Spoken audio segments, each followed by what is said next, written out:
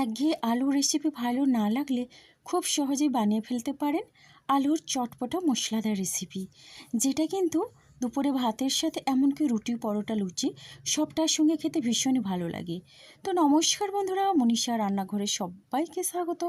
প্রতিদিনের মতো চলে এলাম আবার একটা রেসিপি নিয়ে, আশা করি আপনাদের ভীষণ ভালো লাগবে। আজ আমি আপনাদের সাথে শেয়ার করছি আলুর চটপটা মশলাদার রেসিপি, যেটা কিন্তু হাতের কাছে থাকা কয়েকটা মাত্র মশলা দিয়ে তৈরি হয়ে যায়। দেখুন, এখানে নিয়েছি এইরকম সাইজের 4টি আলু। আলুগুলোকে আগের থেকে বেশ ভালোভাবে সেদ্ধ করে নিয়েছি, ছোট বড় মিলিয়ে আমি 4টি আলু নিয়েছি। এখন আমি আলুগুলো খোসা ছাড়িয়ে নেব। একঘেয়ে আলু রেসিপি ভালো না লাগলে ঝটপট কিন্তু সেদ্ধ আলু দিয়ে এই রেসিপিটি বানিয়ে নিতে পারেন। ভীষণ টেস্টি আর মুখরোচক হয় এই আলু রেসিপিটা। বাচ্চা থেকে বড় সবাই কিন্তু ভীষণ তৃপ্তি করে খাবে। তো দেখুন বন্ধুরা, এখন কিন্তু আমি একই রকমভাবে সমস্ত আলু আমি ছাড়িয়ে নেব। আলুর পরিমাণটা আপনারা কম বেশি করে নিতে পারেন। দেখুন, এখানে কিন্তু আলুগুলো ছাড়ানো হয়ে গেছে। তো খোসা ছাড়ানোর পরে এখানে আমি আলুগুলোকে কেটে নেব। তো আলু কাটার জন্য এখানে আমি একটা ছুরি নিয়েছি। তো ছুরির সাহায্যে আমি আলুগুলো কেটে নিচ্ছি। আর দেখুন, আলুটাকে কিন্তু আমি এইভাবে কেটে নিচ্ছি। তো আমি একটু ডুমো ডুমো করে কেটে নিচ্ছি। এখানে আমি একটা আলু থেকে 4 টুকরো করে নিচ্ছি। দুপুরের ডাল ভাতের সাথে যদি আলুর এই রেসিপিটা থাকে না, তাহলে কিন্তু আর কোনো কিছুর প্রয়োজন হয় না। দুপুরের খাওয়াটা যেন জমে যায়। তো দেখুন বন্ধুরা, এখন আমি সমস্ত আলুগুলোকে এই একই রকমভাবে কেটে নিলাম। আপনারা চাইলে কিন্তু এর থেকে ছোট করেও কেটে নিতে পারেন। দেখুন, আলুর এই রেসিপিটা মাত্র কয়েক মিনিটের মধ্যে ঝটপট কিন্তু তৈরি হয়ে যায়, যে কেউ একবার দেখার পরে খুব সহজেই বানিয়ে নিতে পারবে। তো বন্ধুরা, রান্নার জন্য এখন গ্যাসে কড়াই বসিয়ে দিয়েছি।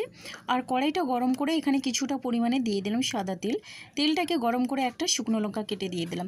সেই সাথে দিয়ে দিলাম খুবই অল্প পরিমাণে জোয়ান।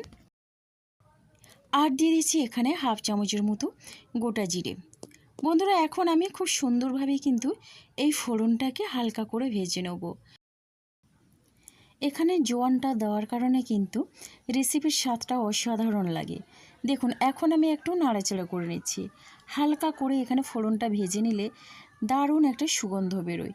তো এবারে দেখুন, ফোড়নটা ভাজা হয়ে আসলে এখানে আমি দিয়ে দিচ্ছি রসুন কুচি। এখানে 3 থেকে 4 কোয়ার মতো রসুন আমি এইভাবে কুচি করে নিয়েছি। রসুন কুচি দিয়ে একটু নাড়াচাড়া করে নিচ্ছি। রসুনটা হালকা করে ভেজে নিয়ে এখানে দিয়ে দিচ্ছি কেটে রাখা আলু।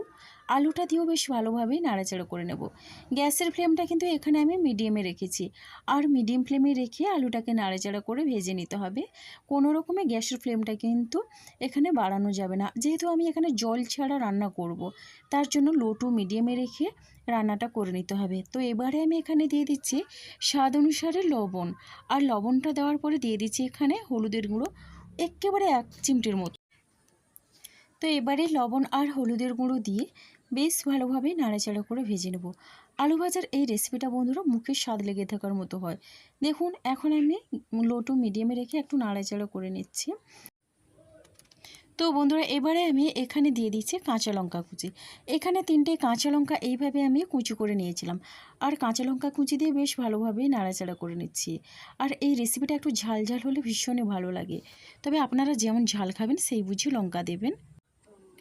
আর এখানে আমি কাঁচা লঙ্কা দিয়ে একটু নাড়াচাড়া করে ঢাকনা চাপা দিয়ে 2 থেকে 3 মিনিটের মতো একেবারে লো ফ্লেমে রান্না হতে দেবো।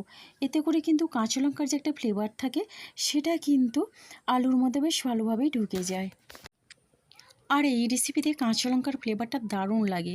তো বন্ধুরা দেখুন, এখন আমি বেশ ভালোভাবেই নাড়াচাড়া করে নিয়েছি।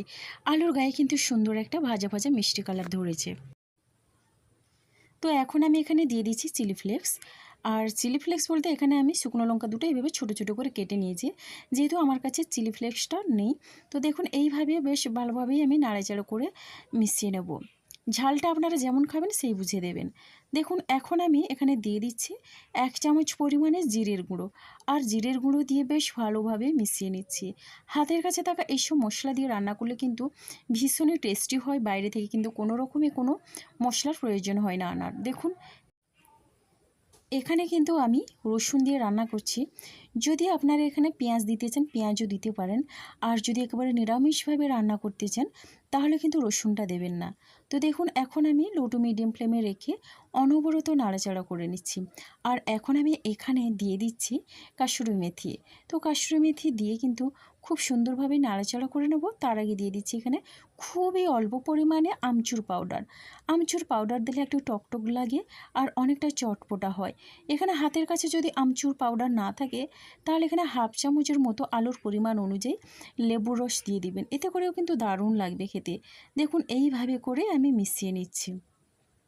আর এখানে মিশিয়ে নেওয়ার পরে ঢাকনা চাপা দিয়ে আরও 3 থেকে 4 মিনিটের মতো রান্না হতে দেবো। এতে করে কিন্তু কাসুরি মেথির আর আমচুর পাউডার একটা ফ্লেভার যে থাকে সেটা কিন্তু আলুর মধ্যে খুব সুন্দরভাবেই সেট হয়ে যাবে। এখন ঢাকনাটা খুলে একটু নাড়াচাড়া করে নিচ্ছি।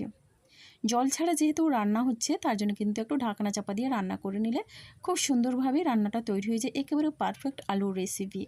তো দেখুন বন্ধুরা, এখানে কিন্তু আর বেশি সময় ধরে রান্না করার দরকার নেই, রান্নাটা কিন্তু আমার প্রায় হয়ে এসেছে।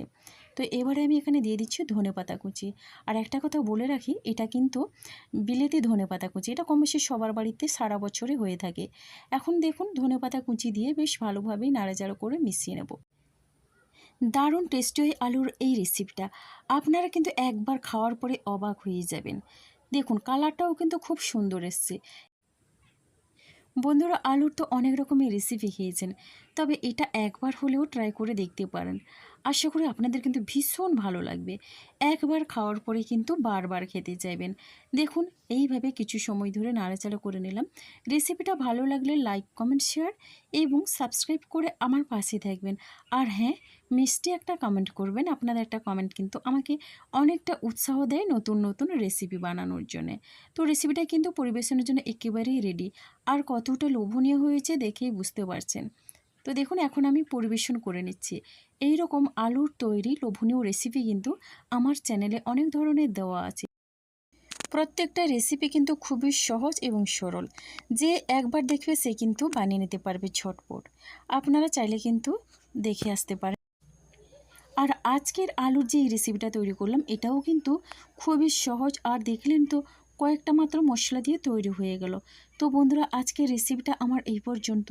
আর আগামীকাল আসবো আবারও একটা নতুন রেসিপি নিয়ে। আপনারা সবাই সুস্থ থাকুন, ভালো থাকুন। অসংখ্য ধন্যবাদ আর অনেক অনেক ভালোবাসা রইল আমার সোনা বন্ধুদের জন্য।